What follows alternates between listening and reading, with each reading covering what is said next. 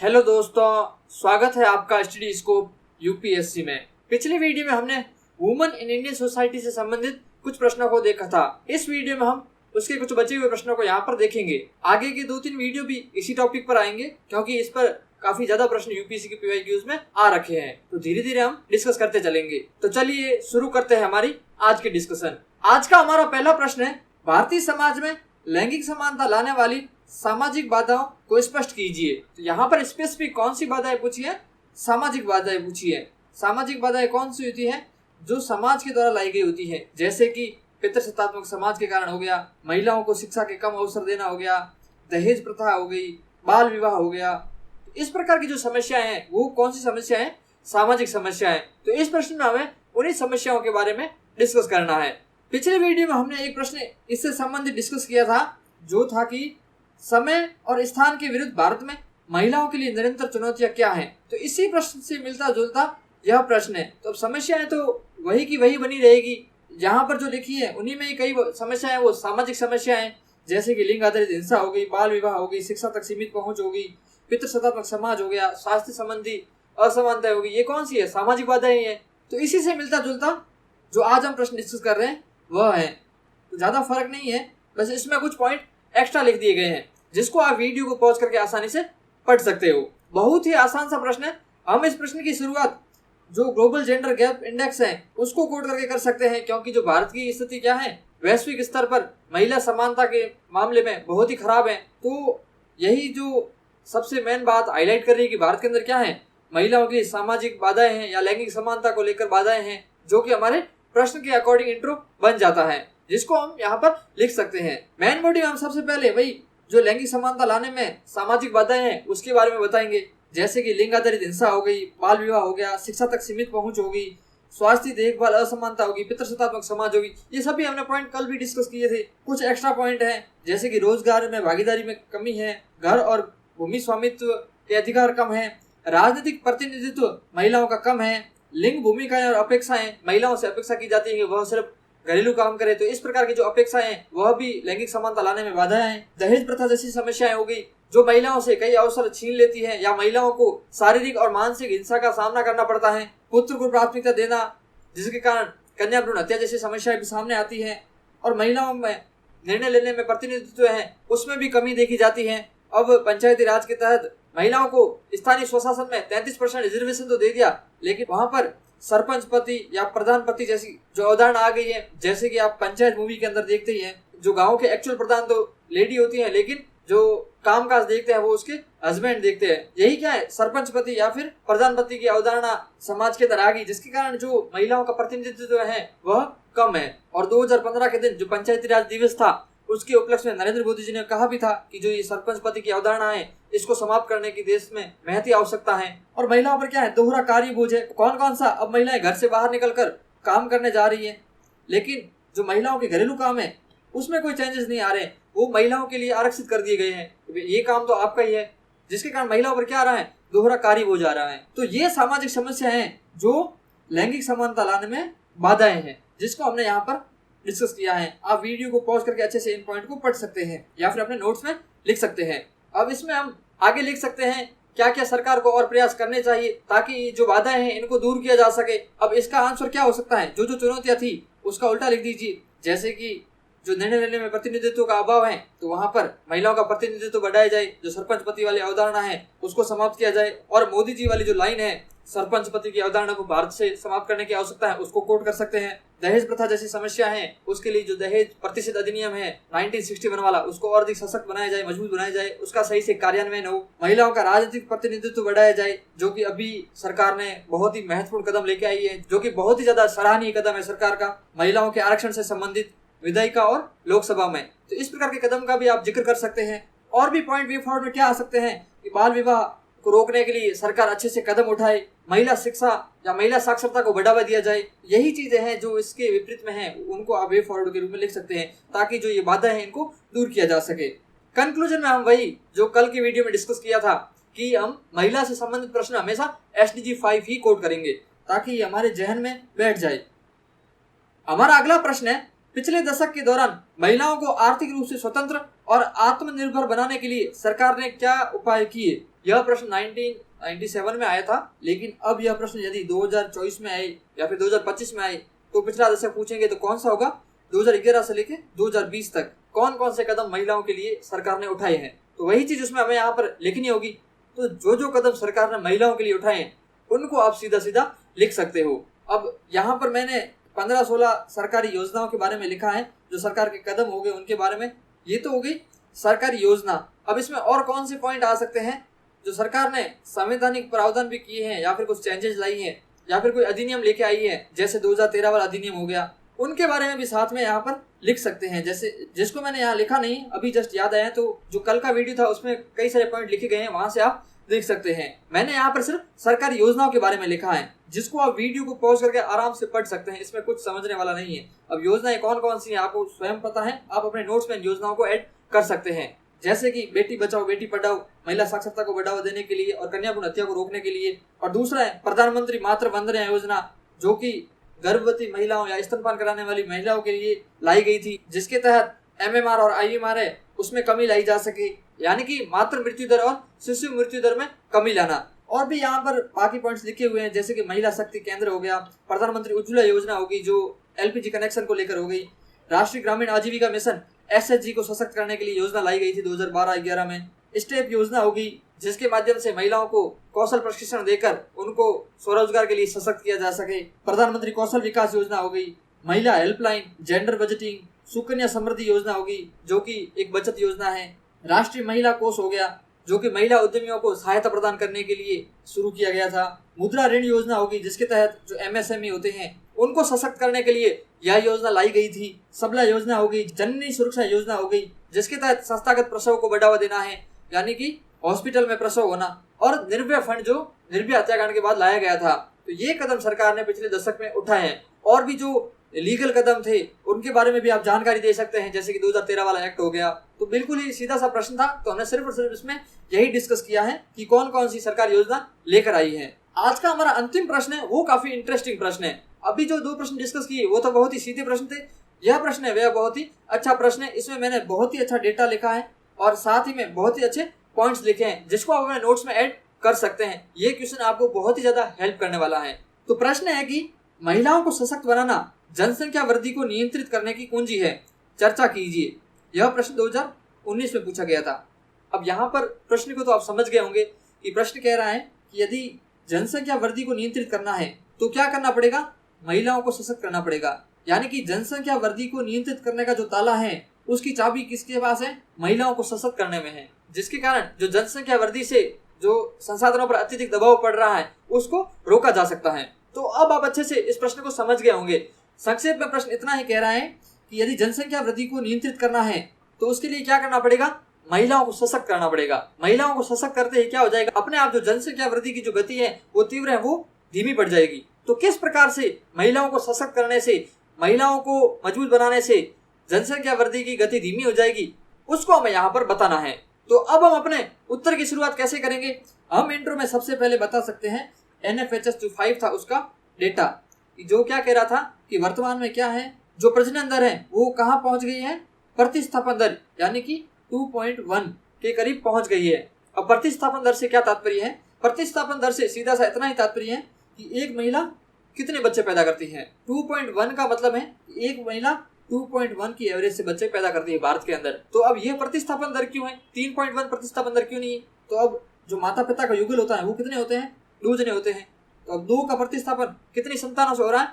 2 संतानों से हो रहा है। तो ये क्या है? प्रतिस्थापन दर है। तो यहाँ पर यदि प्रतिस्थापन दर 5 होती है तो इसका क्या तात्पर्य है कि एक जो माता पिता का युगल है वह 5 बच्चे पैदा करता है, यानी कि वह अपनी संख्या से 3 बच्चे एक्स्ट्रा पैदा कर रहा है, यानी कि जनसंख्या में 3 बच्चों की वृद्धि कर रहा है। 2 तो खुद है वो उनको ही रिप्लेस कर रहे हैं और 3 क्या है? एक्स्ट्रा है। लेकिन यदि माता पिता 2 ही है और 2 ही उनकी संतान है तो ये क्या है? प्रतिस्थापन दर है कि वो अपनी जगह को अपने बच्चों से रिप्लेस कर रहे हैं। तो ये तो तात्पर्य होगा प्रतिस्थापन दर से। तो अब NFHS 5 क्या कह रहा है? जो भारत में प्रजनन दर है वो प्रतिस्थापन दर के समान हो चुका है। इसका मतलब क्या है? जो जनसंख्या वृद्धि है वो देश के अंदर नियंत्रित हो चुकी है। अब ये नियंत्रित क्यों हुई है? क्योंकि इसके पीछे एक प्रोसेस है।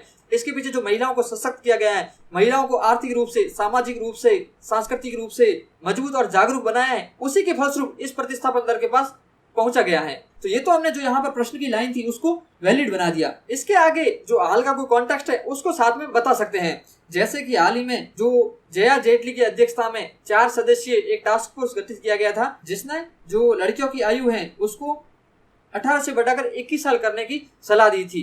तो ये भी क्या कह रहा है कि जो समाज के अंदर नया बदलाव आ रहा है, महिलाएं सशक्त हो रही है, उसके साथ ही समाज के अंदर क्या मांग उठने लगी है, महिलाओं की जो एज 18 से 21 करने की मांग उठने लग गई है। तो ये भी क्यों हो रहा है? क्योंकि महिलाएं सशक्त हो रही हैं, महिलाओं को और अधिक अवसर मिल रहे हैं। तो जो महिलाओं की एक पारंपरिक जिम्मेदारी थी बच्चे पैदा करने की या फिर शादी करने की, उससे बाहर निकलकर महिलाएं अपनी अन्य भूमिकाएं अब निभा रही हैं। तो इस प्रकार से हम यहाँ पर इंट्रो लिख सकते हैं। अब मेन बॉडी में हम बताएंगे कि किस प्रकार से महिलाओं को सशक्त करने से जो जनसंख्या वृद्धि है उसको नियंत्रित किया जा सकता है। क्या कांड रहे कि जनसंख्या वृद्धि को नियंत्रित महिला सशक्तिकरण के कारण किया जा सका। तो उसमें सबसे पहला पॉइंट है कि महिलाओं को सशक्त किया जाता है, यानी कि महिलाओं को शिक्षित किया जाता है या महिलाओं को जागरूक किया जाता है। तो उससे क्या होगा, महिलाओं में प्रजनन, स्वास्थ्य और परिवार नियोजन के बारे में जानकारी आएगी। तो उसके कारण क्या होगा, परिवार में बच्चे दो ही अच्छे वाली अवधारणा आएगी। या फिर जो पंचायत में जो डायलॉग था, 2 बच्चे हैं खीर, 2 से अधिक बवासीर, इस टाइप से था, तो वो वाली अवधारणा समाज के अंदर आएगी। जैसे कि जो 1951 में जो प्रजनन दर था वो कितना था, 5.9 के करीब, यानी कि 6 के करीब था, और वह 2023 में कितना हो गया, 2.1 के करीब हो गया। तो यह क्यों हुआ है? क्योंकि महिलाओं को शिक्षित किया गया है, महिलाओं की साक्षरता दर में भी वृद्धि हुई है। तो महिलाएं समझने लगी है कि बच्चों की संख्या परिवार में कम होने से किस प्रकार से जो बच्चों का भविष्य है उसको अच्छा किया जा सकता है, या फिर जो परिवार की आर्थिक स्थिति है उसको सुधारा जा सकता है। क्योंकि जो महिलाओं की साक्षरता दर है वह भी कितनी थी, 1951 में करीब 9% के करीब थी, जो कि बढ़कर 2023 तक 70% के करीब हो गई है। तो इस प्रकार महिलाओं को शिक्षित करके, जागरूक करके जनसंख्या वृद्धि को नियंत्रित किया जा सकता है, जिसका ये डेटा इस बात को प्रूव कर रहा है। तो आपको जो ये डेटा है अपने नोट्स में ऐड कर लेना है, बहुत ही अच्छे तरीके से लिख देना है, ताकि आपको कहीं और नोट्स को खंगालना ना पड़े। दूसरा पॉइंट क्या है, यदि महिलाओं को सशक्त किया जाता है, अर्थात महिलाओं को शैक्षिक रूप से, आर्थिक रूप से मजबूत किया जाता है, तो महिला क्या करेगी, जॉब करेगी, महिला अपने लिए और अधिक अवसर खोजेगी, महिला आत्मनिर्भर होने का प्रयास करेगी, जिसके कारण क्या होगा, समाज के अंदर देरी से विवाह करने का कॉन्सेप्ट आएगा, और जो जल्दी से बच्चे पैदा कर दिए जाते हैं वह भी नहीं किए जाएंगे। क्योंकि जो महिला है वो पहले अपने करियर के बारे में सोचेगी, क्योंकि वह सशक्त है, उसको पता है कि यदि मैं अच्छे से एस्टेब्लिश हो पाऊंगी समाज के अंदर, तभी मेरे बच्चों का भविष्य भी अच्छा होगा। तो बच्चे देरी से पैदा होंगे, तो जिसके कारण क्या होगा, जो जनसंख्या वृद्धि पे नियंत्रित अपने आप लग जाएगा। जैसे कि जो NFHS के डेटा है जो क्या बता रहा है कि जो 20 से 24 साल की लड़कियों की शादी हुई, उनमें सर्वे किया गया, तो जो NFHS 3 था उसमें पाया गया कि 47% जो लड़कियां थी उनका क्या हुआ था, बाल विवाह हुआ था। और NFHS 4 में वो स्थिति कितनी पहुंच गई, 27% के करीब पहुंच गई। और NFHS 5 में कितनी पहुंच गई, वो 23% के करीब पहुंच गई। यानी कि समाज के अंदर जो बाल विवाह की प्रथा है वो धीरे धीरे कम हो रही है। अभी भी काफी व्याप्त है, क्योंकि जो वैश्विक स्तर पर बाल विवाह होते हैं उसमें से 27% तो इंडिया में होता है, यह यूनिसेफ की रिपोर्ट बताती है। लेकिन इसमें सुधार आ रहा है, क्योंकि महिलाओं को सशक्त किया जा रहा है। तो महिलाओं का देरी से विवाह होगा तो बच्चे देरी से पैदा होंगे, और जब महिला की एज बड़ी हो जाती है तो उसकी डिसीजन जो मेकिंग पावर है वो भी बढ़ती है, तो वो अच्छे से अपने भले का निर्णय ले पाएगी। अब एक 18 या 17 साल की बच्चे पैदा कर रही है, तो उसको तो इसका कोई नॉलेज भी नहीं है इतना। लेकिन जिस लड़की की शादी 25-26 साल की एज में होती है, उससे भी लेट होती है, तो वह अपने निर्णय अच्छे से ले पाती है। जो उसका निर्णय पितृसत्तात्मक परिवार थोपता है उसको वह नकार देगी, जिसके कारण भी क्या होगा, जनसंख्या वृद्धि है उस पर लगाम लगेगा। अब महिलाओं को आर्थिक रूप से सशक्त किया गया तो क्या आएंगे, महिलाओं के पास अधिक आर्थिक अवसर आएंगे, और अधिक आर्थिक अवसर आने से क्या होगे, महिलाओं के पास परिवार नियोजन से संबंधित निर्णय लेने की क्षमता भी आएगी। क्योंकि महिला कहेगी कि अब तो मैं भी कमा रहा हूँ, अब बच्चे कितने पैदा करने हैं, कब पैदा करने हैं, इसमें मेरा भी रोल है, इसमें मेरा भी निर्णय है। तो इससे क्या होगा, परिवार नियोजन की रीति है वो समाज में अधिक प्रचलित होगी, और जो गर्भ निरोधक जैसी युक्तियां हैं उनका भी प्रयोग समाज के अंदर बढ़ेगा। जैसे कि NFHS 5 का डेटा है वो क्या कह रहा है कि जो महिलाएं रोजगार में संलग्न थी, उन महिलाओं में 66% महिलाएं क्या कर रही थी, आधुनिक गर्भ निरोधक युक्तियों का यूज कर रही थी। और जो महिलाएं रोजगार में संलग्न नहीं थी उनमें यह आंकड़ा 53% के करीब था। तो ये जो गैप है 13% का गर्भ निरोधक युक्तियों को यूज करने में, ये क्या दिखा रहा है कि जो महिला अधिक सशक्त होगी तो गर्भ निरोधक युक्तियों का यूज अधिक होगा, और गर्भ निरोधक युक्तियों का अधिक यूज होगा तो जो अनचाहे बच्चे पैदा नहीं होंगे, जिसके कारण जनसंख्या वृद्धि पर क्या लगेगी, रोक लगेगी। चौथा पॉइंट क्या है, यदि महिलाएं सशक्त होती हैं तो महिलाओं की स्वास्थ्य तक पहुंच बढ़ जाती है। और महिलाएं अपने पैसे खुद कमा रही हैं, या समाज के अंदर महिलाओं की डिसीजन मेकिंग पावर है वो अच्छी है, तो महिला हॉस्पिटल जा सकती है, महिला अपनी खुद की नसबंदी करवा सकती है। और यदि महिला अधिक सशक्त है समाज के अंदर तो वह समानता के अधिकार की बात कर सकती है, पुरुष नसबंदी के लिए भी आवाज उठा सकती है। और महिला अधिक सशक्त है, उसके पास इकोनॉमिक पावर अधिक है, तो क्या होगा, वह सुरक्षित गर्भपात उपायों का भी यूज कर सकती है, जिसके कारण भी जो जनसंख्या वृद्धि है उसमें रोकथाम लाई जा सकती है। जैसे कि गर्भ निरोधक का यूज 1970 के दशक में कितना था, 13% के करीब था, जो कि 2019-21 में 67% के पास पहुंच गया। ये डाटा NFHS 5 का है। तो ये क्या बता रहा है कि महिलाओं को सशक्त होने से महिलाओं की स्वास्थ्य तक पहुंच बढ़ेगी, और महिलाओं की स्वास्थ्य तक पहुंच बढ़ेगी तो महिलाएं गर्भ निरोधक युक्तियों का भी उपयोग अधिक करने लगेगी। और महिलाएं समाज के अंदर सशक्त होगी तो उससे क्या होगा, डिसीजन मेकिंग पावर भी अच्छी होगी। डिसीजन मेकिंग पावर अच्छी होगी तो महिला अपना निर्णय स्वयं ले पाएगी, और महिला अपने निर्णय स्वयं लेगी तो महिलाओं की स्वास्थ्य तक पहुंच भी बढ़ेगी। यह बात NFHS 5 कह रहा है कि समाज के अंदर महिलाओं का सशक्तिकरण होने से जो महिलाओं के घर के अंदर निर्णय लेने की क्षमता है, किन किन मामलों में, स्वास्थ्य देखभाल, घरेलू खरीदारी, परिवार के अन्य सदस्यों से मिलने संबंधित जो निर्णय होंगे उनमें महिलाओं की क्षमता है वो बढ़ी है, जो कि 2015-16 में कितनी थी, 85% के आसपास थी, और 2019-21 के करीब 89% के करीब पहुंच गई। तो यहाँ पर क्या आया है, स्वास्थ्य देखभाल तक पहुंच भी बढ़ी है। तो यह क्या बता रहा है कि इससे क्या होगा, जो जनसंख्या वृद्धि है उस पर नियंत्रण लग पाएगा, और अनपेक्षित गर्भधारण को भी कम कर सकता है, जैसे कि हमने ऊपर के एक पॉइंट में डिस्कस किया था। और महिलाएं सशक्त होगी तो क्या होगा, सामाजिक और सांस्कृतिक रूप से बदलाव भी आएगा। महिलाएं सशक्त होगी तो परिवार छोटा रखने की प्रथा भी आएगी। छोटा इन द सेंस एकल परिवार नहीं, मतलब कम बच्चे। कोई ये मत समझ लेना कि महिला अगर पटा दिए तो संयुक्त परिवार खत्म हो जाएंगे, ना ना ना, यहाँ पर गलत पॉइंट डिस्कस करना ही नहीं है। और जो पुत्र प्राप्ति की जो धारणा है उसमें भी क्या आएगी, कमी आएगी समाज के अंदर सकारात्मक बदलाव आने से। तो ये बदलाव महिलाओं के सशक्तिकरण के कारण ही संभव होंगे, और इन बदलावों के कारण क्या हो सकता है, जो जनसंख्या वृद्धि है उस पर रोकथाम लगाई जा सकती है या उसको नियंत्रित किया जा सकता है। इसके साथ कुछ चुनौतियां भी है। अब चुनौतियां कौन कौन सी हैं कि महिलाओं की रोजगार में भागीदारी अभी तक कम है, जिसके कारण महिलाओं की जो डिसीजन मेकिंग पावर है वो समाज के अंदर और अधिक प्रबल रूप से नहीं स्पष्ट हो पा रही है। जैसे कि जो NFHS 5 है वो क्या बता रहा है कि अभी तक देश के अंदर जो 25% महिला है वही सिर्फ कार्य बल में लगी हुई है, और महिलाओं के घर और भूमि संबंधी जो स्वामित्व अधिकार है उसमें भी कमी देखी जाती है, जिसके कारण क्या होता है, महिलाओं की डिसीजन मेकिंग पावर है वो समाज के अंदर कम हो जाती है, क्योंकि वो पितृसत्तात्मक समाज में पुरुषों के अधीन जीने के लिए मजबूर हो जाती है। यहाँ पर NFHS 5 का डेटा क्या कह रहा है कि शहरी महिलाओं और ग्रामीण महिलाओं में घर और भूमि स्वामित्व क्रमशः 38% और 46% के करीब है, और महिलाओं के पास क्या है, राजनीतिक प्रतिनिधित्व है वह कम है। अभी हाल ही में सरकार बिल लेके आई है, उससे चेंजेस आएंगे आने वाले समय में, लेकिन अभी तो कम है। और लिंग आधारित हिंसा है वह भी बहुत ही अधिक स्तर पर समाज के अंदर देखी जा रही है। जैसे कि जो NCRB का डेटा है 2020 का, वह बता रहा है कि देश के अंदर 3 लाख से अधिक मामले 2020 के अंदर दर्ज किए गए। अब सरकारी प्रयास क्या क्या किए जा रहे हैं, अब जैसे कि पहला पॉइंट हो गया राजनीतिक प्रतिनिधित्व, जो हाल ही में बिल लाया गया है।